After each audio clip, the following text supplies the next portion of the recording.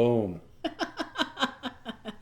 Hello. Good evening. Hello, Good everybody. Woo, clear my throat.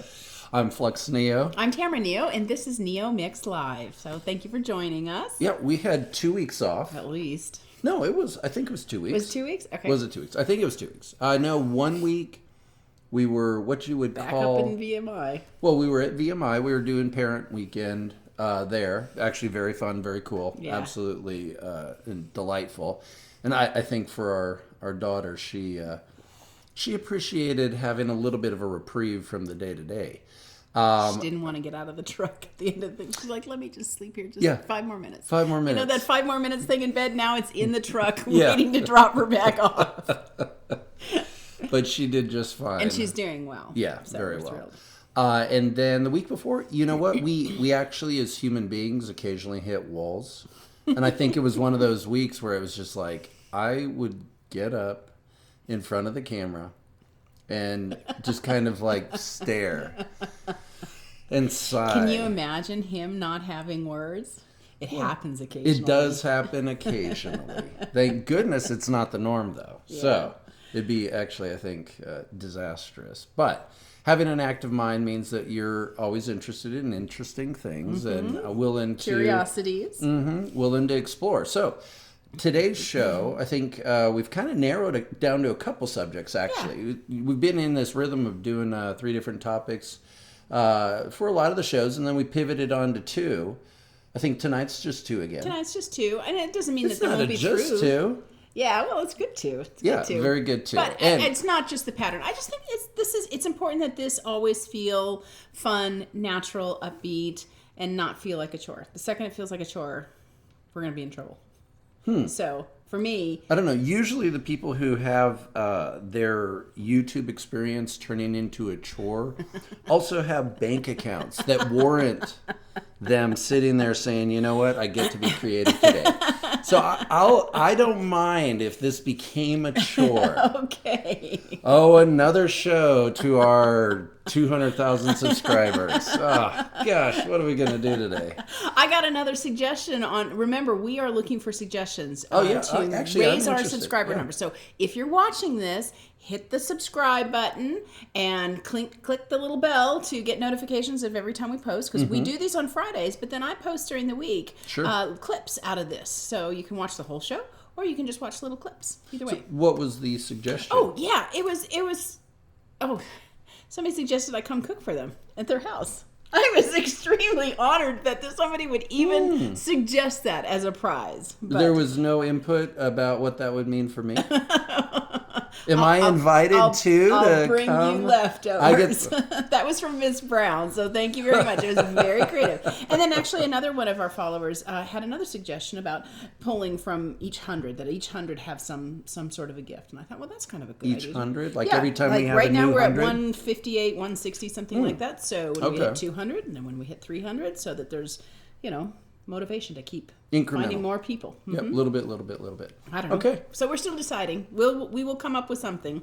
Yeah, the cooking one I'm a little reticent about because that means I may not get a fresh meal. Can't have that happen. No. But regardless, it does kind of segue into something that we do talk about and have done segments on.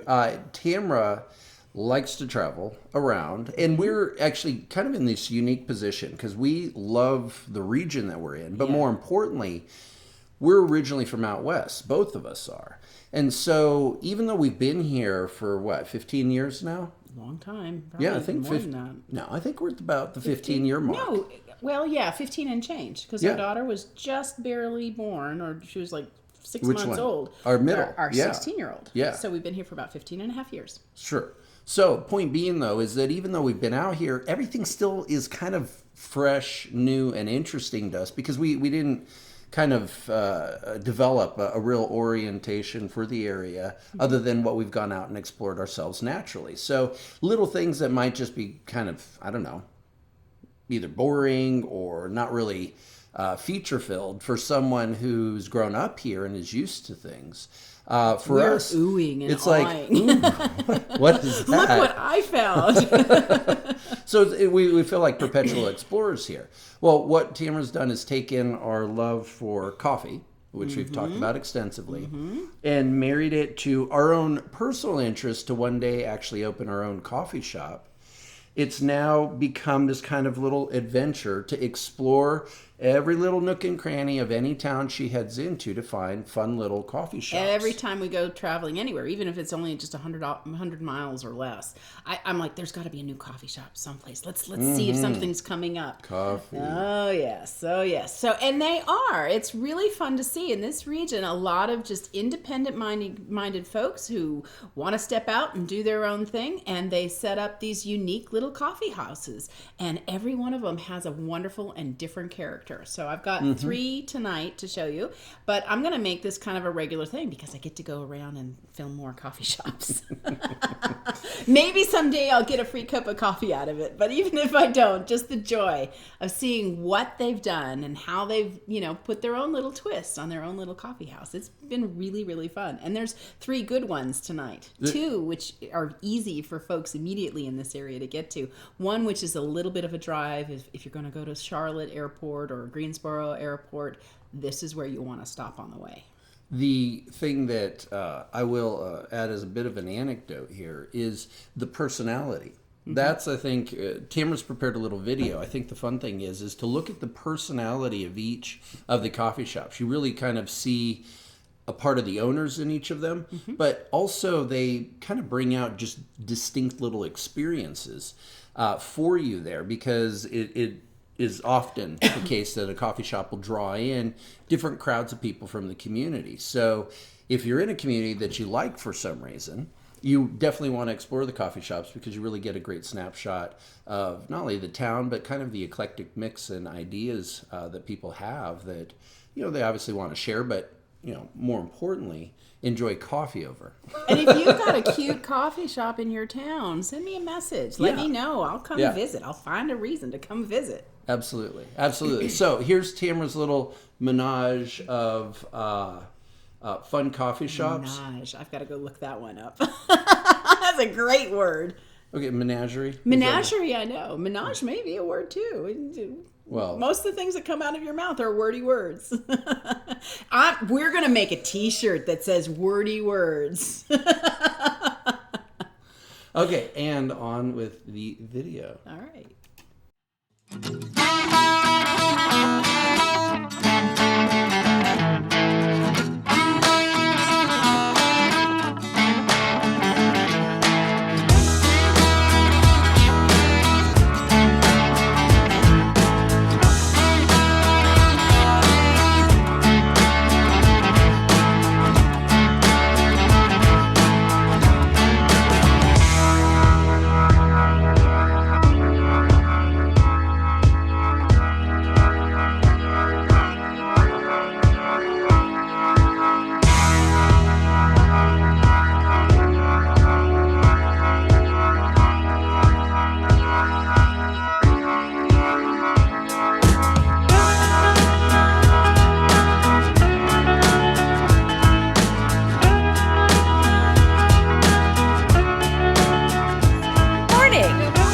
What are you making for me? I'm making you a latte, a lavender latte with 3 shots in it today. Very good.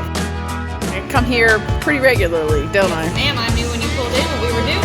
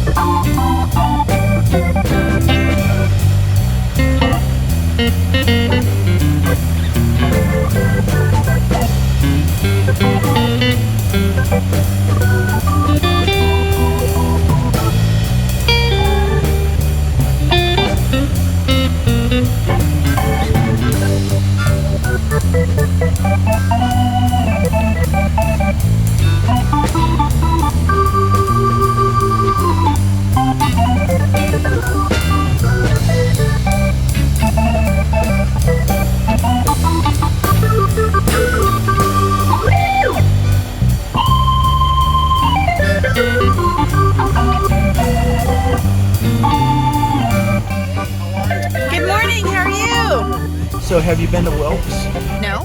We're in Wilkes. We started there in 2006. Are you one of the owners? I am. Started in 2005 in North Wilkesboro, which is our cafe. Yeah. And then we started, and in 2012 we opened a drive-thru in Wilkesboro on Highway 421. Very And nice. we're also in the community college, and we're also up right across the street from the App State campus in Boone. Yeah.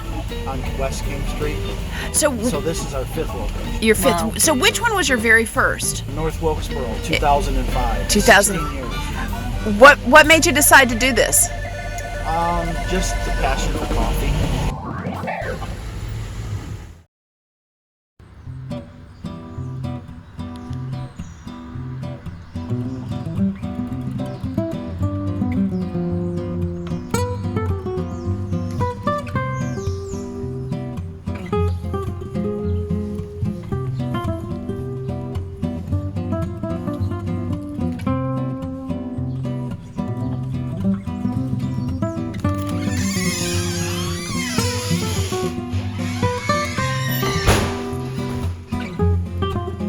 Morning.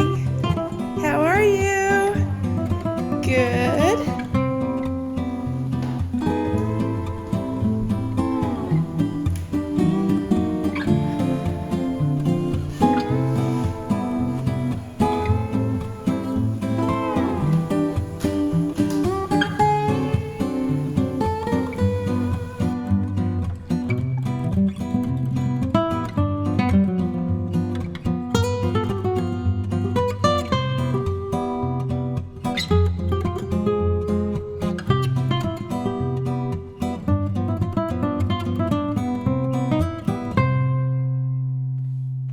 Very nice. Isn't that cute?